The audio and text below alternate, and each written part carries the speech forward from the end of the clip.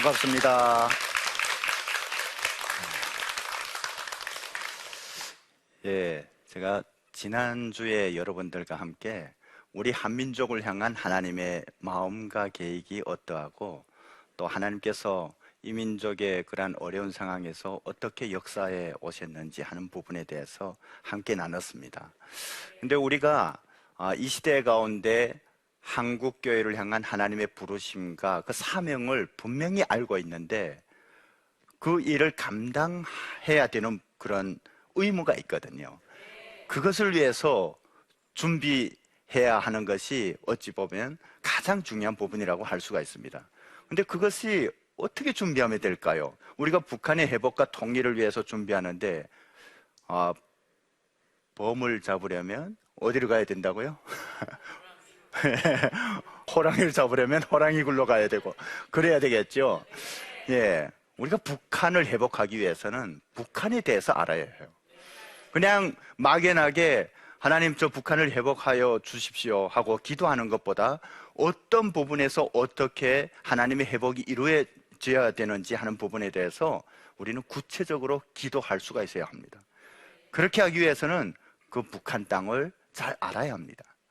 그리고 하나님께서 이제 북한의 문을 여실 때에 우리가 원하든 원하지 않든 하나님께서는 그 땅 가운데서 회복을 이루실 것이에요. 그런데요, 그때에 하나님께서 사용하시는 분들이 어떤 사람들이냐면 이미 그 땅을 위해서 기도하고 준비했던 사람들입니다. 하나님께서 기뻐하시는 일 가운데 그렇게 준비하는 사람들을 얼마나 기뻐하시겠어요? 아마 그런 분들에게 하나님의 칭찬과 상급이 있을 것이라고 저는 믿습니다. 그래서 여러분들이 다 그런 하나님께서 사용하시기에 기뻐하는 하나님의 사명자들로 준비되었으면 좋겠어요. 그래서 그것을 위해서 이 시간 우리가 북한 여행은 아니고 북한에 대해서 우리가 좀 한 걸음 더 다가가서 바라보는 시간이 되었으면 좋겠습니다. 우리가 북한 체제 하면 여러분들은 어떻게 생각하세요?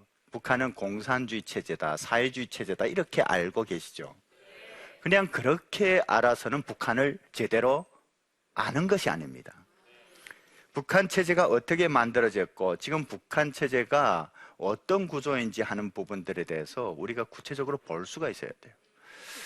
여러분, 북한 체제는 어떻게 만들어졌냐면 일제가 패망하고 우리나라의 강복이 이루어졌을 때 저 북한 지역에는 소련군이 들어왔어요. 남한은 미군이 들어오고, 근데 소련이 사회주의 국가이기 때문에 북한의 사회주의 체제를 심기를 원했습니다.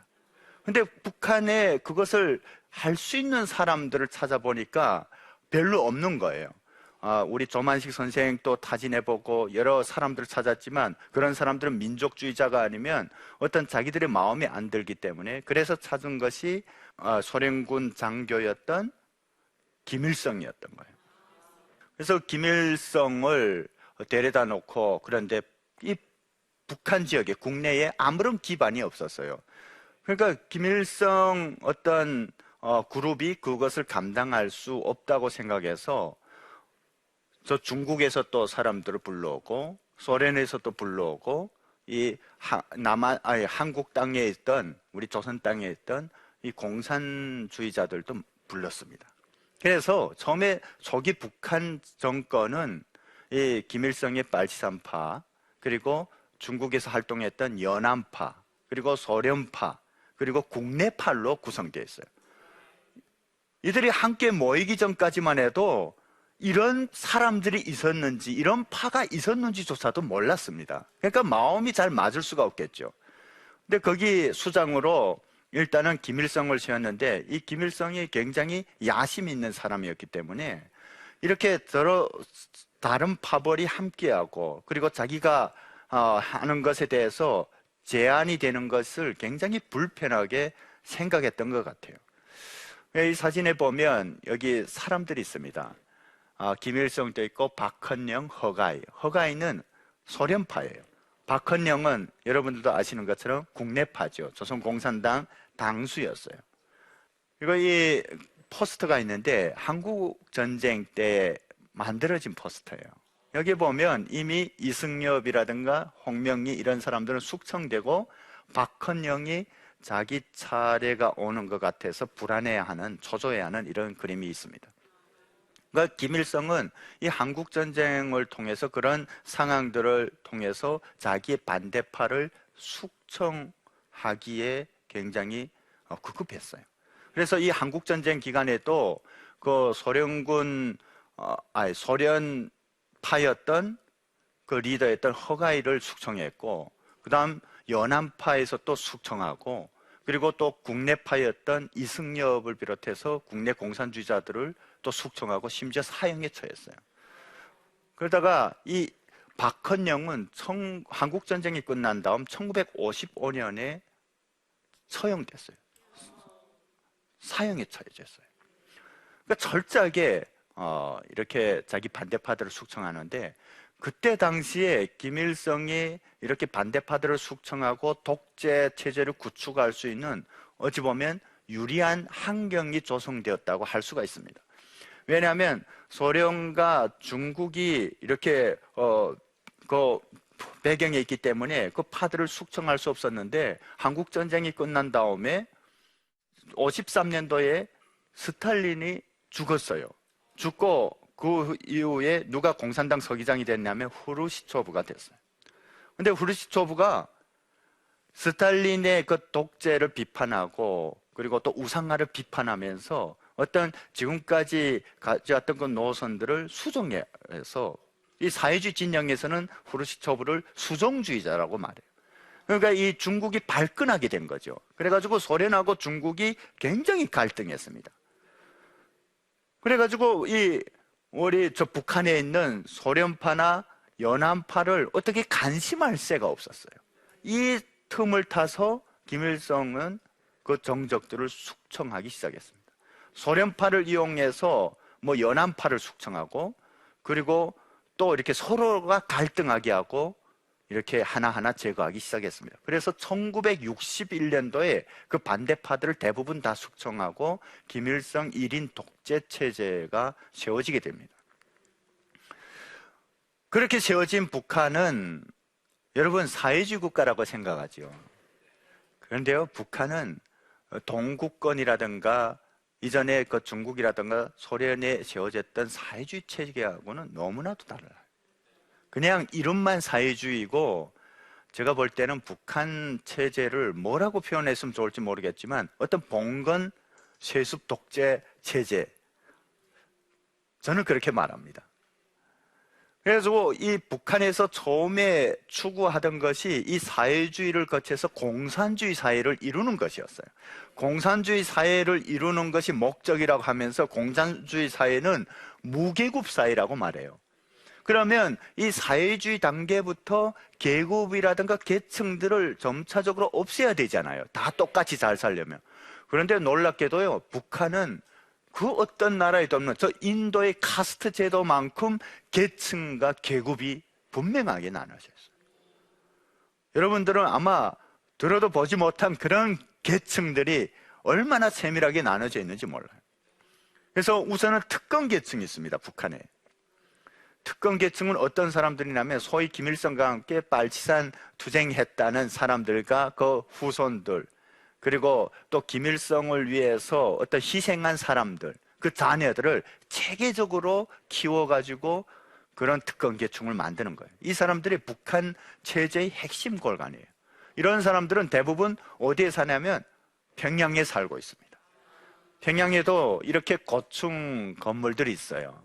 좋은 시설들이 있습니다. 이런 사람들은 일반 사람들이 사는 어떤 그런 시설들이라든가 집을 사용하는 것이 아니라 특별히 국가에서 이렇게 배려해준 이런 곳에서 어떤 부를 누리고 살아가는 것이에요. 평양이에요. 서울이 아니고요. 인천이 아니고요. 예, 평양에서 이런 특권층들을 위한 이런 위락시설들이라든가 이런 것들을 많이 만들어요. 왜냐하면 그 사람들이 자기들이 가지고 있는 그런 특권을 이용해서 어떤 누리게 하고, 그것 때문에 북한 정권에 충성하게 하기 위해서. 그래서 이 김정은 정권에 충성하는 이런 사람들이 있습니다. 왜냐하면 이런 사람들 국가로부터 이런 보장을 받는 거예요. 반면에 대다수의 사람들은 이런 삶을 꿈에서도 상상하지도 못하죠. 특권 계층과 함께 핵심 계층이 있습니다. 핵심 계층은 이 특권 계층하고 또 많이 달라요. 핵심 계층이라고 해서 어떤 특권을 누리는 것은 아니지만 그래도 이 사람들이 어떤 북한 체제의 어떤 골간은 이루고 있어요. 그런 사람들을 보면 이렇게 노동당원이라든가 전사자 가족이라는 게 한국전쟁 때 그렇게 사망한 사람들이 가족이에요. 예, 이런 사람들이 어떤 간부로 등용되거나 대학에 가고 북한 체제를 이루는 그 골간이 되는 거죠. 그리고 기본 군중 계층이 있습니다. 이 기본 군중 계층은 어떤 사람들이냐면 일반 노동자예요. 그래서 북한이 이 사회주의 국가는 노동계급이 세상이라고 하지만 실은 노동계급이 세상이 아니에요. 노동계급이 제일 하층 계층이에요. 남한 출신 우영군이라는 것은 한국전쟁 때 남한에 살다가 이렇게 군에 입대해가지고 북한에 간 사람들을 말해요. 이런 사람들도 기본 군중 계층에 속합니다. 그리고 복잡 군중 계층이라고 있어요. 여기에는 어떤 사람들이 있냐면 월남자 가족. 월남자는 북한에서 살다가 한국전쟁 때 남쪽으로 가족 중에 내려온 사람들이 있으면 그 가족이 월남자 가족이에요. 계속해서 딱지가 따라다니는 거예요. 예.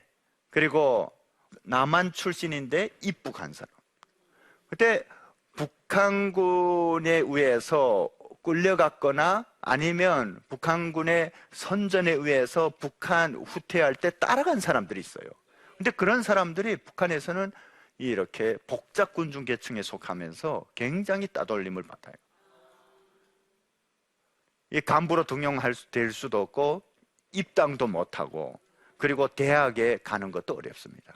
이런 가족들은 아무리 공부를 잘해도요 좋은 대학에 못 가요. 그리고 입당하고 간부로 등용될 수가 없습니다. 그리고 해방 전에 지주였거나 분홍이었던 그런 가족들, 지금 해방된 지 70년 넘었는데요 북한에서는 주민등록 거기에 이렇게 따라다녀요. 지주, 분홍 출신 이렇게. 그리고 북송된 제일교포들이라고 혹시 들어보셨나요? 일본에 우리 징용으로 끌려갔거나 이렇게 일본에 가셨던 분들이 해방된 다음에 일부는 고향으로 돌아가셨지만 많은 분들이 그곳에 남아 있었잖아요. 그런데 이 6.25 한국전쟁이 끝난 다음에 북한에서는 이렇게 다시 전후 복구하려고 해도 인력이 부족하고 하니까 일본에 사는 교포들에게 이렇게 회유하기 시작했어요. 북한에 오면 좋은 집도 주고 그리고 또 잘 살게 해주고 안정된 직업도 주고 이렇게 했었어요. 그래서 그 말에 속은 일본에서 살던 우리 제일교포들이 북한에 가기 시작한 거예요. 근데 북한에 가보니까 속힌 거 알잖아요. 지옥가 같거든요. 그런데 이것을 남아있는 일본 가족들에게 알릴 수가 없었어요. 편지라든가 그리고 전화할 수 없으니까, 그러니까 이것을 알릴 수 없고 그래서 계속 들어온 거죠. 10만 명이나 북한에 북송됐습니다.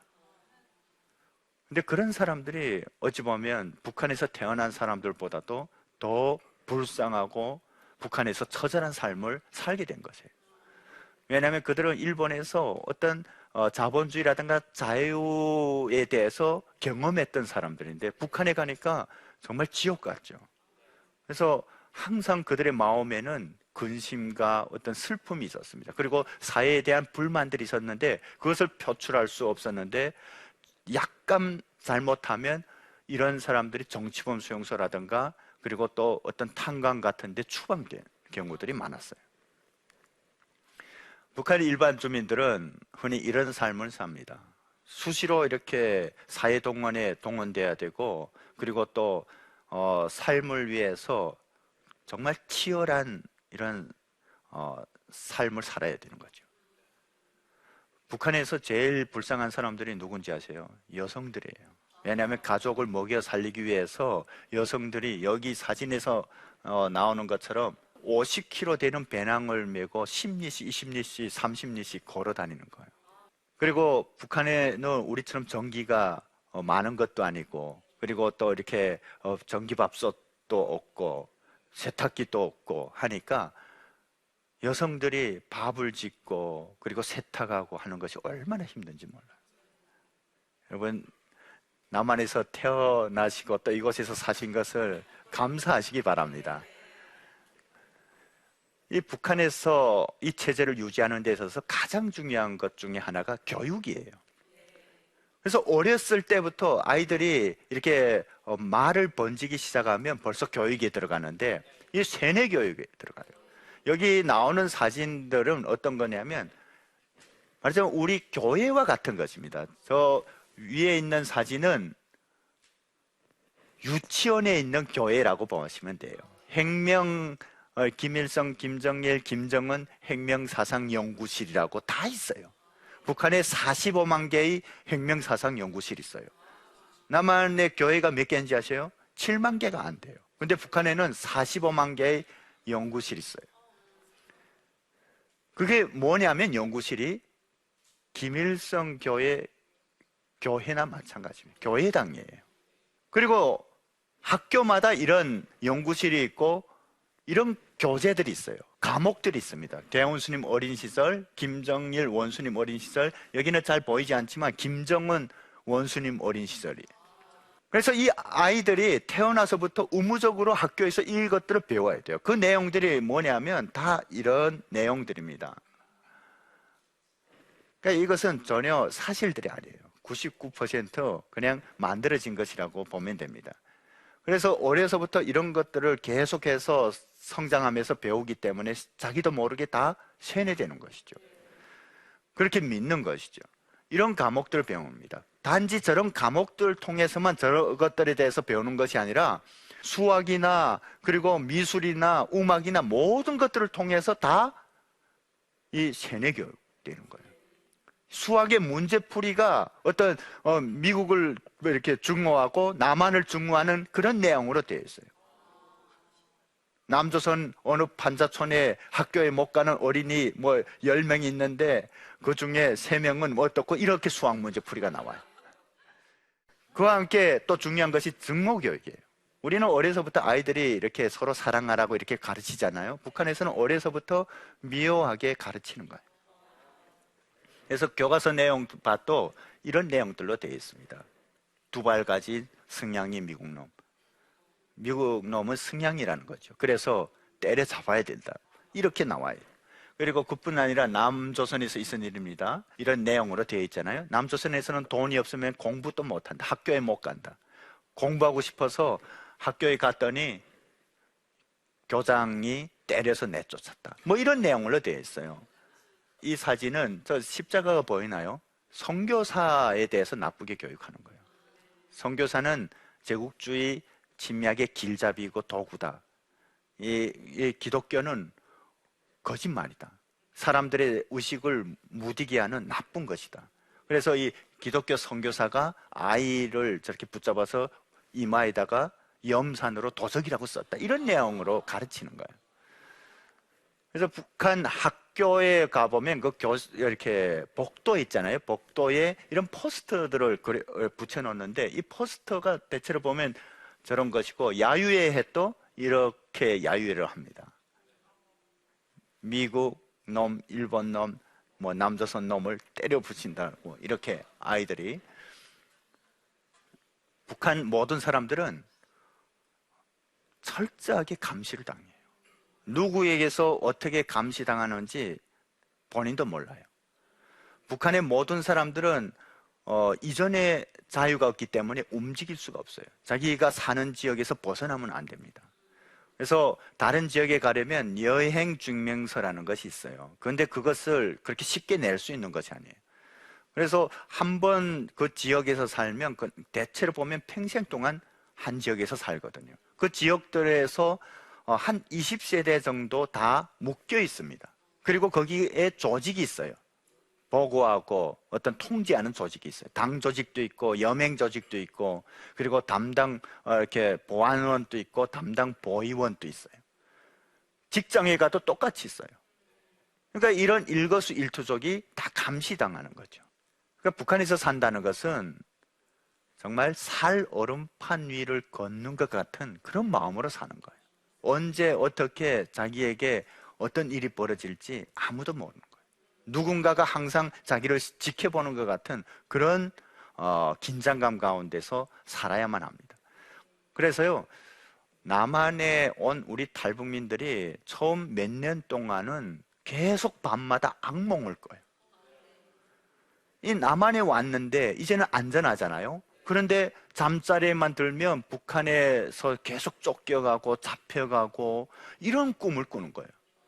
그래서 막 이렇게 악몽을 꾸다 식은땀 흘리면서 깨어나면 이 남한에 있는 것을 깨닫고 다시 이렇게 안도하고, 그러다가 또 밤에 되면 또 악몽을 꾸고, 그런 것이 수년 동안 갑니다. 그러니까 그것이 뭘 말하냐면 북한 주민들이 당하고 있는 그 억압과 고통이 엄청나다는 거예요. 그들이 받고 있는 이 트라우마가 엄청 크다는 거죠. 그래서 우리가 이제 통일되면 하나님의 사랑밖에 그들의 마음을 치유할 수가 없습니다. 여기에 남한에 온 탈북민들이 예수님을 만났을 때 그런 아픔과 상처들이 치유되는 것들을 저는 계속해서 보고 있습니다. 이것이 상담을 10번 받아도 회복 안 되는 거예요. 근데 예수님을 만날 때 그들이 바뀌는 것을 봤어요. 그래서 교회가 준비해야 되는 거예요. 북한에서는 서로를 감시하게 만들어요. 왜 북한 체제가 이렇게 오랫동안 가냐면요, 서로가 불신하게 만들기 때문에 그래요. 서로가 믿지 못하게 만들어요. 자기 구림자도 믿으면 안 돼요. 자기 부부라고 해서 자기 이렇게 아내에게 또는 남편에게 그냥 자기 속마음을 막 털어냈다가 큰 코 다칩니다. 그래서 불신을 조성하는 가장 핵심 시스템이 이 생활총화입니다. 일주일에 한 번씩 생활총화예요. 생활총화는 뭐냐면 우리가 어떤 말씀에 기초해서 큐티 하는 거 비슷하지만 큐티하고는 달라요. 큐티는 하나님의 은혜를 묵상하는 거고, 생활총화는 김일성, 김정일, 김정은 소위 교시 말씀에 근거해서 자기를 비판하는 거예요. 그렇게 살지. 근데 자기만 비판하면 괜찮은데 무조건 상대방을 비판해야 돼요. 상호 비판을 해야 돼요. 비판하려면 어떻게 해야 돼요? 그 한 주 동안 다른 사람, 내 친구의 그 삶을 지켜봐야 되겠죠. 그래가지고 뭔가 잘못하면 이렇게 수첩에다 적었다가 상호 비판을 해야 되는 거예요. 그러니까 서로가 불신하고 믿지 못하게 만들게 하는 거예요. 아까 제가 말씀드렸던 여행증명서가 이렇게 생겼습니다. 그리고 북한 주민들은 그냥 사회동원이라든가 행사에 수시로 동원돼요. 아침마다 도로 닦기라든가, 그리고 또 북한에 얼마나 많은 행사들이 있는지 북한 주민들을 옴짝달싹 못하게 하려고 수많은 이런 우리 성경에 나오는 절기와 비슷하게 북한에서는 김일성 생일, 김정일 생일, 김정은 생일, 노동당 창건일 뭐 이렇게 해가지고 그때마다 북한 주민들을 이렇게 불러다가 행사를 하는 거예요. 연습하고. 그래가지고 북한 사람들이 그런 것 때문에 그냥 지쳐서 죽어가고 있어요. 얼마나 힘든지 몰라요. 계속 행사에 불려가서 그렇게 하는 것이. 또 한편으로는 북한 사람들에게 어떤 체제에 대해서 반항하지 못하게 공포를 조성합니다. 그래서 공개 처형이라는 걸 북한에서는 많이 해요. 공개 처형은요, 공식적으로 재판하는 것이 아니라 그냥 즉석에서 재판하고 그 자리에서 처형하는 거예요. 사람들을 다 모여놓고 장마당이라든가 사람들이 많이 모인 곳에서 이렇게 공개적으로 처형합니다. 그런 것들을 본 사람들은 얼마나 무섭겠습니까? 그 불안한 거예요. 공포에 잡혀 있는 거죠. 그래서 이런 알림장이 어디서 사형에 처한다라고 알림장이 이런 마을 곳곳에 가져다 붙여놓습니다. 다 이렇게 하던 걸 멈추고 와서 그 사형하는 것을 다 사람들을 보게 하는 거예요. 결국 이 북한 체제는 사회주의 체제인 것이 아니라, 사회주의는 그래도 맹목상 뭡니까? 인민대중을 위해서 위안 체제라고 하는데, 실은 북한은 김씨 일가를 위해서 존재하는 체제라고 말할 수가 있어요. 북한에 이런 구호가 있습니다. 하나는 전체를 위하여, 전체는 하나를 위하여.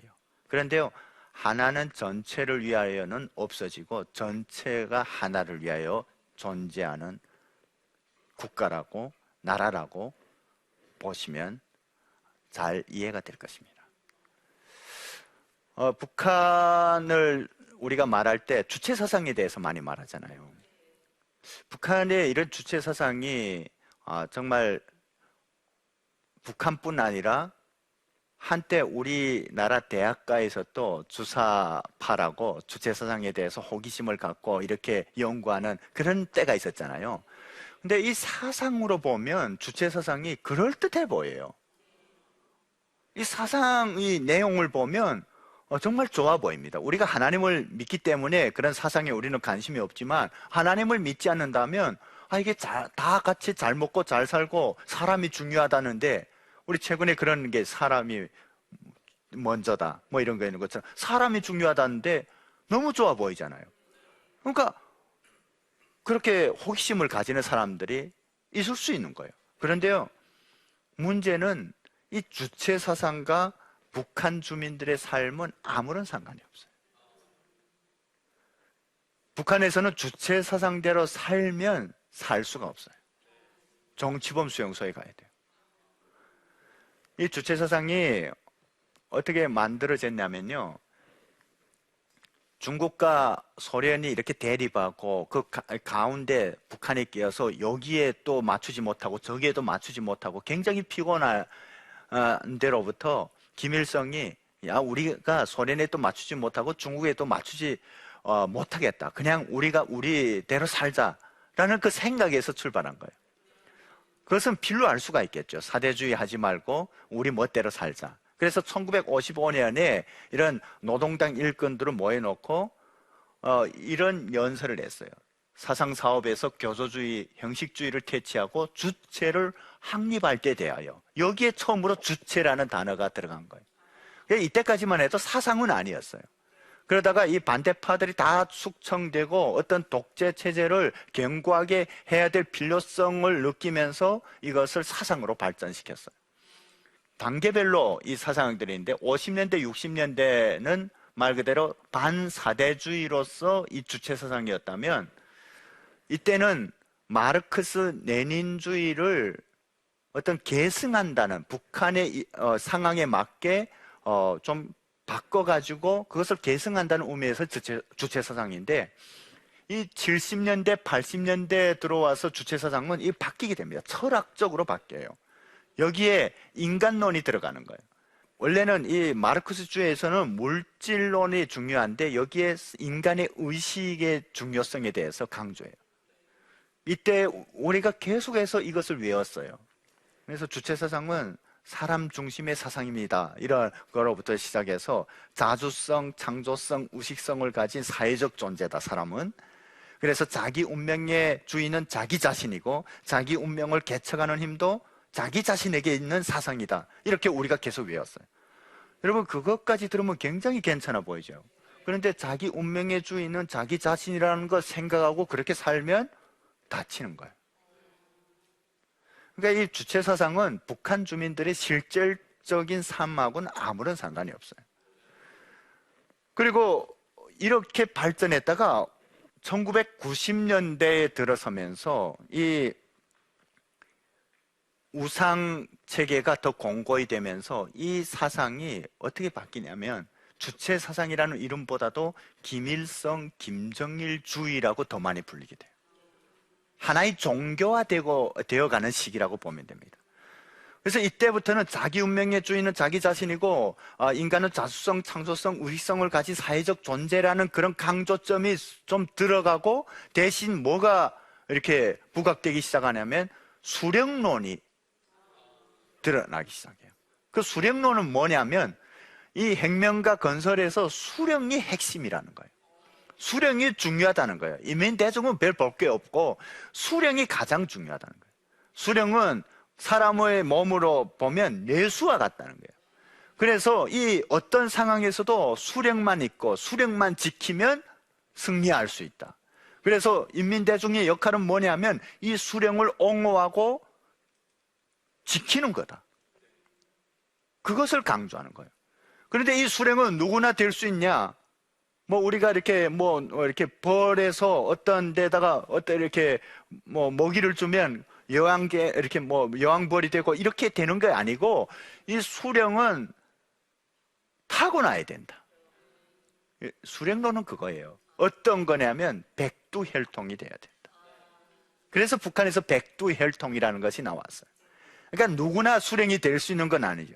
단지 김씨성을 가진 사람만. 아무 김씨가 아니고 백두혈통을 타고난 김씨여야 된다는 거죠. 그래서 이때 당시에는 이 노동신문이라는 그 북한에서 제일 이렇게 중요한 신문이에요. 그 노동신문에도 심심치 않게 신비주의적인 요소들에 대해서 나오기 시작했어요. 이전에는 북한에서 이 무신론적인 이런 어떤 이렇게 그 체제잖아요.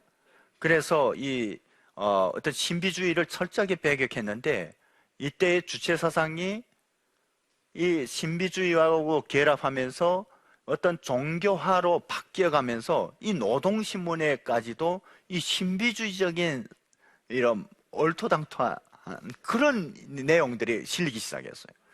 그래서 어떤 것들이 있냐면, 예를 들면 김정일이 어떤 현지지도 하는데 잠시 어떤 곳에서 쉬게 되었다. 그 앞에는 작은 연못이 있었는데 그 연못가에서 갑자기 수많은 물고기들이 떠올라서 막 거기서 이렇게 군무하는 것처럼 하다가 이렇게 장군님이 떠나니까 다시 없어졌다. 이런 걸 비롯해서, 그러니까 이것을 종교화로 만든 거예요. 그래서 결국은 이 주체사상이 인민대중을 위한 것이 아니라 이 독재 체제를 위한 도구로 철저하게 바뀌게 됩니다. 그래서 이런 것들을 모르면 우리가 주체사상이 북한 주민들에게 어떤 영향이 있는지, 그리고 또 이 주체사상의 어떤 내용만 보면 뭔가 이렇게 괜찮아 보이고 여기에 현혹될 수가 있어요. 그런데요, 이 주체사상에 대해서 북한 사람들에게 물어보면 다 내용은 알고 있어요. 그러나 그들의 삶하고는 전혀 상관이 없다는 것을 우리가 알아야 하는 거죠. 그래서 우리는 이 주체사상을 통해서, 그리고 또 이 주체사상이 김일성, 김정일 그리고 김정은 일가의 어떤 개인 독재를 위한 종교로 전략되어 있는 이런 상황에서 이것들에 대해서 더 잘 알아야 앞으로 북한의 문이 열릴 때 북한 사람들에게 이것에 비해서 예수 그리스도의 그 복음, 하나님께서 우리에게 주신 그 생명이 얼마나 고귀하고 값진가, 그리고 그것이 참된 진리라는 것을 우리가 그들에게 이렇게 비교적으로 알려줄 수 있는 거죠. 그리고 저는 그런 생각도 해봤어요. 이 주체사상이 자기 운명의 주인은 자기 자신이라고 하면서도 북한 사람들은 정작 그런 것들을 전혀 못 누렸잖아요. 이런 것들이 어떤 하나님의 때에 오히려 북한 사람들이 하나님을 만나고 정말 하나님 안에서 진정한 하나님의 형상으로 회복되는 부분에서 사용될 수 있지 않을까. 그러려면 이러한 사상을 우리가 배우기 위한 것이 아니라 북한을 오랫동안 잡고 있던 이 경관진이 하나였던 이 주체사상에 대해서 우리가 알 필요가 있는 거예요. 주체사상뿐만 아니라 북한에는 우리 기독교의 10계명이 있는 것처럼 10대 원칙도 있습니다. 이 10대 원칙대로 살 것을 계속해서 강조하는 거죠. 근데 지금요, 북한 땅에서 놀라운 변화들이 있습니다. 사람들이 의식이 바뀌고 있습니다.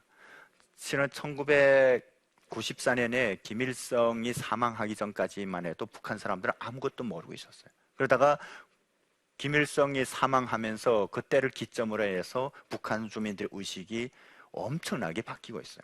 이때까지만 해도 사람들은 김일성이 신인 줄 알았어요. 그래서 김일성이 갑자기 사망했을 때 사망할 수 있다는 것을 상상조차도 못하고 있다가 사람들이 깜짝 놀란 거예요. 하늘이 무너지는 줄 알았어요. 그런데 시간이 지나도 그런 일은 안 이루어지고 하니까 사람들이 서서히 깨어나기 시작한 거예요. 그래서 그때 사람들이 막 울고 통곡한 것은 쇼가 아니었어요. 진짜로 그렇게 한 거예요. 그런데 2011년도에 김정일이 사망할 때는 사람들이 그때는 더 이상 신으로 여기지 않은 거예요. 그래서 이때 김정일이 사망했을 때 북한 사람들이 어떤 그 요구에 의해서 막 이렇게 우는 흉내도 내고 했지만 실질적으로는 김일성이 사망할 때하고는 전혀 차원이 달랐습니다.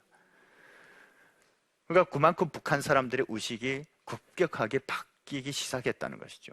이제는 북한 사람들에게 제일 중요한 것은 어떤 그 소위 하늘에서 냈다고 하는 그런 김씨 가문이 아니라 돈이에요. 이제는 자기들이 노력으로 자기들이 돈을 가져야 이 땅에서 살아갈 수 있다고 생각하고 수령보다는 돈을 더 의지하는 거예요. 북한 사람들이 엄청나게 바뀌고 있습니다.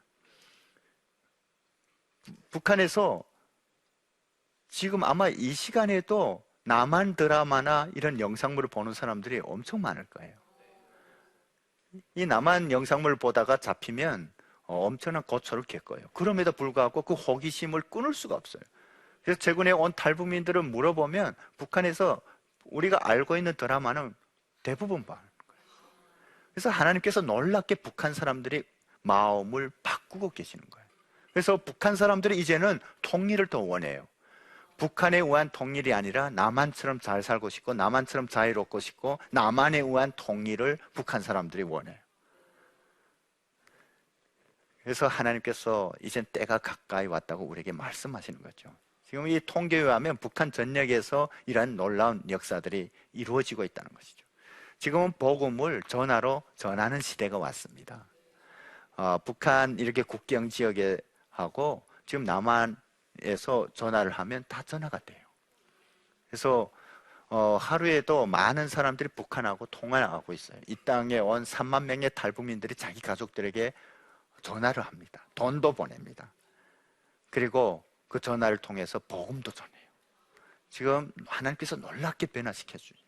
그래서 북한 사람들이 의식이 바뀌게 되니까 이 체제가 뭔가 문제가 있다는 것을 알게 돼요. 그러니까 체제에 대한 불만도 굉장히 급증하고 있습니다. 그래서 많은 사람들이 탈북하고 싶은데 북한 정권에서 그것이 두려워서 철저하게 국경을 봉쇄해서 지금 탈북하는 것이 굉장히 힘든 거예요. 그럼에도 불구하고 계속해서 탈북자들이 북한에서 나오고 있고 지금 남한으로 들어오고 있습니다. 남한을 동경하고 있습니다. 하나님께서 지금 하루빨리 우리 한국교회가 준비해서 하나님께서 이루시기 원하시는 통일의 문을 여시기를 원하십니다. 정말 북한이 이미 하나님의 그 역사가 이루어지고 북한 지역에서 놀라운 변화들이 있는데 이러한 상황들을 우리가 잘 준비하지 않으면 북한 땅 가운데 그 열린 문으로 지금 잘못된 것들이 들어갈 수도 있다는 거예요. 지금 북한 사람들 속에 유행하는 것이 마약입니다. 그리고 이런 미신 행위와 안 좋은 남한 드라마라든가 또 여러 가지 상황을 통해서 안 좋은 것들이 들어가고 있어요. 그래서 우리가 빨리 준비해야 하는 것이에요. 북한 주민들이 그 독재 체제 가운데서 그 남겨진 그 순수함, 그것이 무너지기 전에 한국교회가 빨리 준비돼서 북한의 문이 열리고 그 땅 가운데 하나님의 생명을 넣어야 되는 것이에요. 여러분, 저 북한의 문이 열리지 않는 것이 지금 핵무기라든가 미사일 때문에 아니라고 저는 생각합니다. 우리가 아직 준비되지 못했기 때문에. 그리고 준비되지 않은 통일은 또 다른 어려움이나 재앙을 낳을 수 있기 때문에 하나님께서는 우리 한민족 가운데 하나님의 그 마지막 역사를 이루시려고 지금 기다리고 계시는 거예요. 한국교회가 철저하게 준비할 수 있도록. 그러니까 이 하나님의 때에 우리가 정말 주님의 마음을 가지고 잘 준비해야 하나님께서 우리에게 주시기 원하시는 그러한 통일을 선물로 받을 수가 있습니다. 그것을 위해서 기도하고 준비하시는 여러분들 되시기를 바랍니다. 오늘 강의는 여기서 마치도록 하겠습니다. 감사합니다. 이 프로그램은 시청자 여러분의 소중한 후원으로 제작됩니다.